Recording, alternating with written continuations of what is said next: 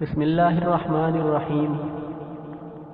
حضرت عبداللہ بن مسعود رضی اللہ تعالیٰ عنہ سے روایت ہے کہ میں نے حضرت صلی اللہ علیہ وسلم کے ساتھ ایک رات نماز پڑھی۔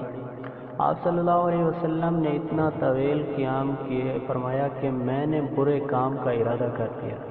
ان سے پوچھا گیا کہ آپ نے کس چیز کا ارادہ فرمایا تھا؟ جواب دیا کہ میں نے ارادہ کیا تھا کہ میں بیٹھ جاؤں اور نماز چھوڑ دوں۔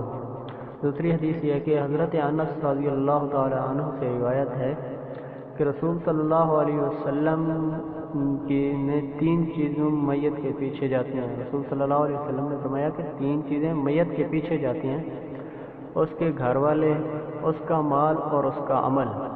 بس 2 چیزیں واپس آ جاتی ہیں اور ایک باقی رہ جاتی ہے۔